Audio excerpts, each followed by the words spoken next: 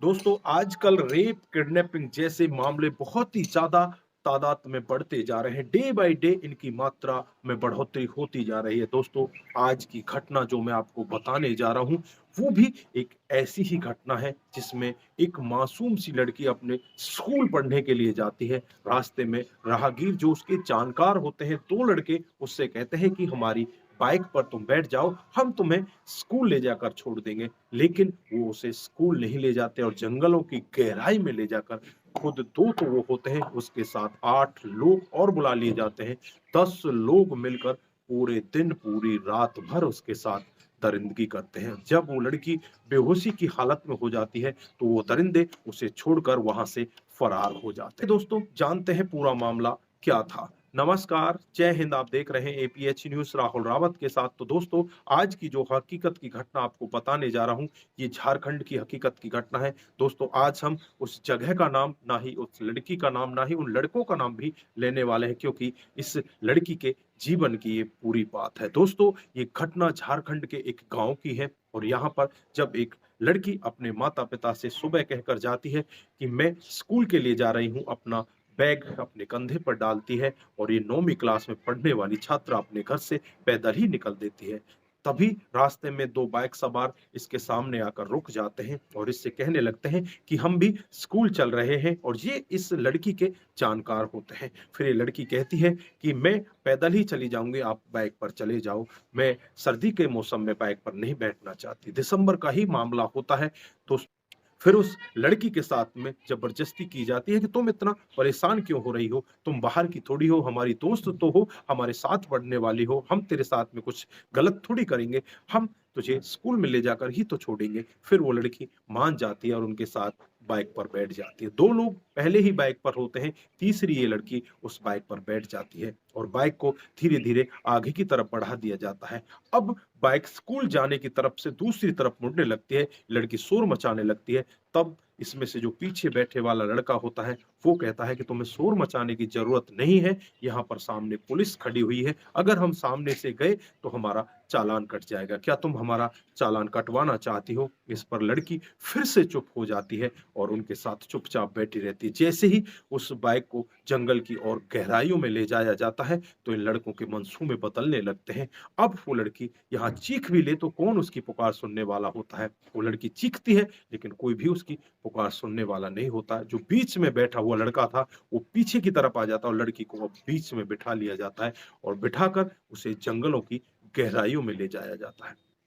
और वहाँ जाने के बाद ये दोनों के दोनों लड़के अब दरिंदे का रूप ले लेते हैं और उस लड़की के साथ रेप करने लगते हैं और उसके साथ बारी-बारी से रेप करते हैं और फिर ये अपने दोस्तों को बुला लेते हैं। कहते हैं कि आ जाओ, आपको भी पार्टी के लिए हमने लड़की का इंतज़ाम कर दिया है। अब इनके जो साथी होते हैं, 8 लोग जिनके मुँह पर नकाब लगा हुआ था, वो भी यहाँ पर आ जाते हैं और बारी-बारी से इस लड़की जो 9वीं क्लास की छात्रा होती है, उसके साथ रेप करने लगते हैं। लगातार वो इसी तरह से उसके साथ रेप करते जा रहे थे। वो लड़की चीख रही थी, चिल्ला रही थी और वो हार कर थक जाती है और बेहोशी की हालत में हो जाती है।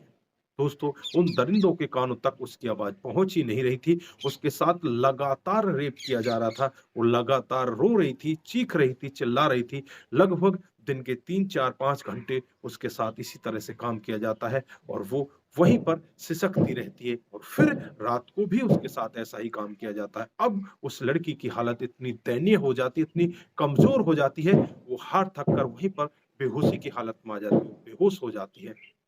और फिर ये दरिंदे यहाँ से इस लड़की को जंगल में छोड़कर चुपचाप यहाँ से फरार हो जाते हैं। और जैसे ही अगली सुबह इस लड़की की आंखें खुलती हैं, तो इस लड़की के तन पर बहुत ही कम कपड़े होते हैं। ये ठंड से सिकुड़ रही होती है और ये वहाँ से जैसे-तैसे करके रोड के किनारे तक पहुँचती है। हालत लड़की की बहुत ज़्यादा खराब थी, क्योंकि उसके साथ में काम ही इतना घिनौना किया गया था। उसके बाद एक राहगीर से मदद ली जाती है। राहगीर से कहा जाता है कि मेरे इस नंबर पर आप फ़ोन कर दो। फिर वो सज्जन आदमी उस नंबर पर फ़ोन करता है। इसके माता-पिता जो पहले ही बहुत ज़्यादा परेशान होते हैं, पूरी रात भर अपनी बेटी को ढूँढने की कोशिश करते हैं और पुलिस में जाकर अपनी बेटी की गुमशुदगी की रिपोर्ट दर्ज करा देते हैं। और जब माता-पिता के पास इस तरह का फ़ोन जाता है कि तुम्हारी लड़की की हालत बहुत ज़्यादा खराब है, इस रोड पर लड़की खड़ी हुई है। माता-पिता तुरंत ही वहाँ पर पहुँचते हैं और लड़की की हालत को देखकर उनके हाथ-पैर टूट जाते हैं। वो बहुत ही तेज़ी के साथ रोने लगते हैं, चीखने लगते हैं, चिल्लाने लगते हैं, घुटनों के बल दोनों बैठ जाते हैं और फिर अपनी बेटी को आनन-फानन में ही हॉस्पिटल में ले जाते हैं। वहाँ जाकर उसका जो डॉक्टर साहब होते हैं, उपचार करते हैं और तुरंत ही वहाँ पर पुलिस को बुला लिया जाता है। पुलिस मौके पर पहुँच जाती है, फिर उस लड़की के बयान दर्ज किए जाते हैं। लड़की से पूछा जाता है तो लड़की बताती है कि 2 लोगों को तो मैं जानती हूँ जो मुझे बाइक पर बैठा कर ले गए थे, वो हमारे स्कूल में ही पढ़ते हैं, मेरे पड़ोस के ही रहने वाले हैं। बाकी 8 लोगों को मैं नहीं जानती। उन्होंने फ़ोन करके उन 8 लोगों को बुलाया था। पुलिस तुरंत ही एक्शन मोड में आती है और एक्शन मोड में आने के बाद तुरंत ही उन 2 लड़कों को उनके घर से गिरफ्तार कर लिया जाता है और बाकी 8 लोगों की जल्द से जल्द पकड़ करने की पुलिस दावा करती है कि जल्द से जल्द उन 8 दरिंदों को भी पकड़ लिया जाएगा और सभी को जेल के अंदर बंद कर दिया जाएगा। दोस्तों, जो भी इस मामले को सुनता है, वो डरने लग जाता है, अपने बच्चों को इस तरह से बाहर भेजने से भी डरने लगता है। सभी को डर लगने लगता है कि कहीं अगर हमने अपने बच्चों को ऐसे भेजा, तो रास्ते में कहीं दरिंदे ऐसे हमारे बच्चों का भी शिकार ना कर लें, हमारे बच्चों को भी इस तरह से कोई परेशानी ना झेलने लगे। हर तरफ इसी तरह का माहौल वहाँ पर डर का हो जाता है। दोस्तों, फिलहाल के लिए 2 लोगों को गिरफ्तार किया गया है, बाकी 8 लोग अभी भी फरार हैं। पुलिस दावा तो कर रही है कि जल्द उन्हें भी गिरफ्तार कर लिया जाएगा, लेकिन यहाँ पर देखने वाली बात ये होगी कि आज तक हमारे सरकार ने हमारे देश में ऐसा कानून क्यों नहीं बना जो ऐसे दरिंदों को ऑन द स्पॉट फांसी दी जाए। अगर दोस्तों ऐसे दरिंदों को ऑन द स्पॉट फांसी मिले, तो आगे ऐसे दरिंदे शायद ही पनप पाएँ। तो दोस्तों, इस बारे में आप क्या कहना चाहते हैं? अगर ऐसे दरिंदों को फांसी मिले तो इसमें आपकी क्या राय है? इसमें ज़्यादा लंबा इसको ना खींचा जाए और इस तरह से अगर कोई भी अपराधी अपराध करता है तो उसे ऑन द स्पॉट ही उसके साथ में जो भी कोर्ट को न्याय लेना है, उसे उम्र कैद की सज़ा दी जाए या फांसी दी जाए।